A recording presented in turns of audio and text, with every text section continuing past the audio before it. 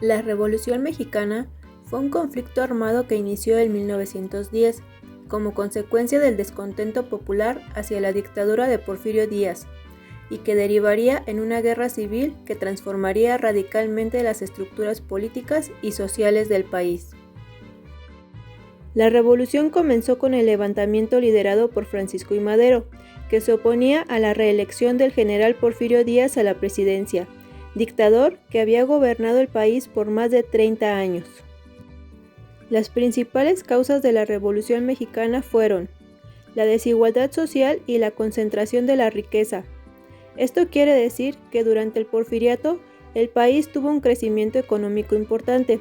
Sin embargo, la riqueza quedó repartida en unas cuantas manos nacionales y en otras pocas extranjeras. No existía la libertad política. El pueblo no podía elegir a ningún representante dentro de los poderes estatales ni federales. Estos eran impuestos por Porfirio Díaz, quien pese a estar en contra de la reelección, permaneció en el poder más de 30 años. El despojo de tierras a los campesinos. Díaz hizo una serie de reformas a la legislación que facilitaban la entrada a compañías extranjeras para que se adueñaran de terrenos baldíos, los cuales pertenecían a indígenas, campesinos o gente muy pobre que no tenía el dinero para trabajar sus tierras y eran despojados de ellas. Creación de latifundios.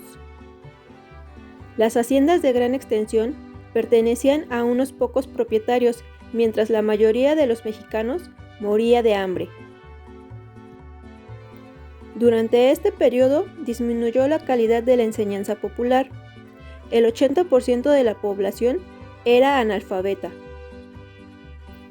No había libertad de expresión. La prensa tenía prohibido emitir cualquier tipo de opinión en contra del gobierno, y las huelgas estaban prohibidas para todos los sectores. Obreros y campesinos carecían de protección laboral, por lo cual estaban expuestos a la sobreexplotación. La mayoría de los trabajadores debían cumplir con jornadas de más de 12 horas, por un sueldo miserable de 75 centavos. Represión y uso de la fuerza. Las condiciones laborales eran pésimas. Sin embargo, cuando los trabajadores y campesinos trataban de manifestar su inconformidad, fueron reprimidos brutalmente. Un ejemplo es el asesinato de obreros durante la huelga de Cananea y de Río Blanco en 1906 y 1907 respectivamente. La Revolución Mexicana fue una de las primeras revoluciones sociales del siglo XX. Entre sus logros y consecuencias podemos mencionar los siguientes. Renuncia de Porfirio Díaz. Promulgación de una nueva Constitución en 1917. Nacionalización del suelo y subsuelo. Reforma agraria. Reforma a la Ley de Educación Pública. Nacionalización del petróleo. Mejora de la situación laboral de los trabajadores. Creación del sindicalismo. Repartición de los latifundios entre el campesinado. El 20 de noviembre de 1910 iniciaron los primeros movimientos armados de la Revolución Mexicana, respaldados por Pascual Orozco, jefe de las tropas irregulares del estado de Chihuahua, Pancho Villa, líder de los campesinos en el norte de México, y Emiliano Zapata, quien representaba a los campesinos y demás líderes populares del sur de México. Dichos líderes luchaban en conjunto por su oposición a Díaz, sin embargo no eran aliados, ya que cada uno reclamaba las necesidades particulares de los pueblos que representaban y por los cuales se enfrentaban.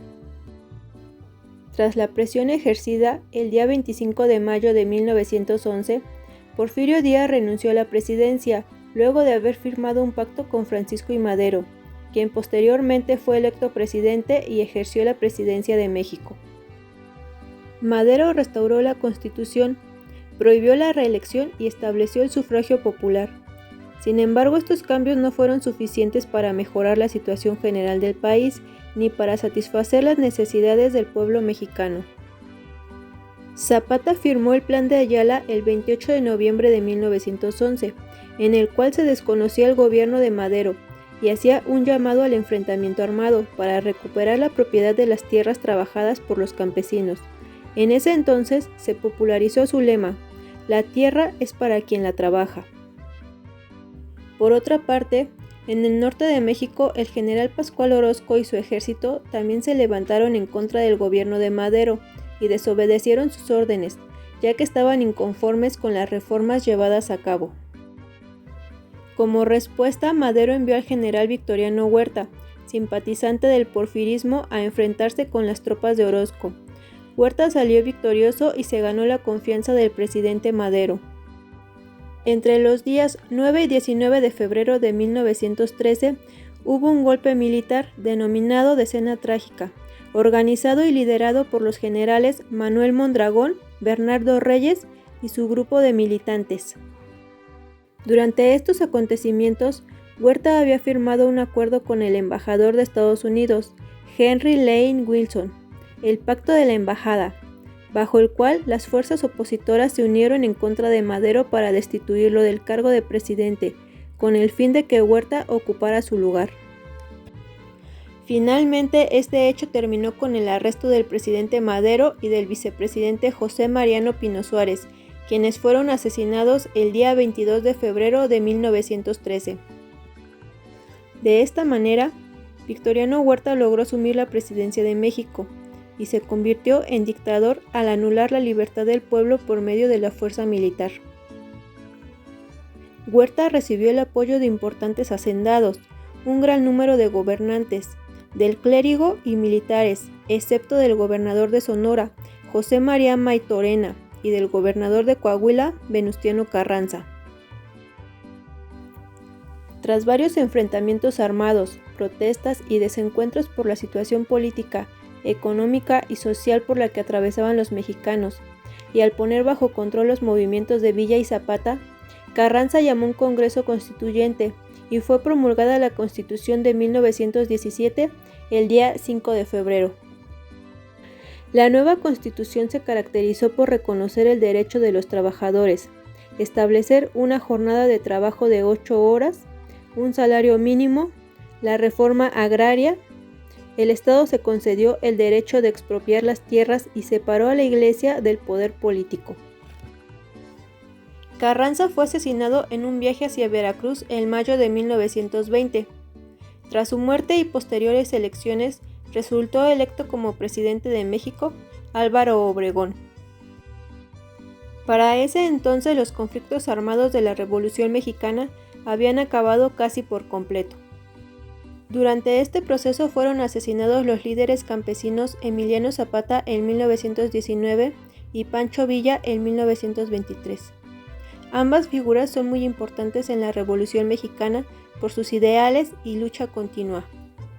Actualmente no existe un consenso sobre cuándo terminó el proceso revolucionario. Algunas fuentes lo sitúan en 1917 con la proclamación de la Constitución Mexicana, en 1924 con la presidencia de Plutarco Elías Calles o en 1928 con el asesinato del reelecto presidente Álvaro Obregón.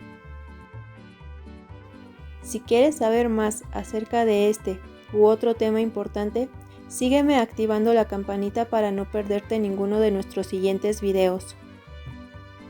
Gracias. Bye.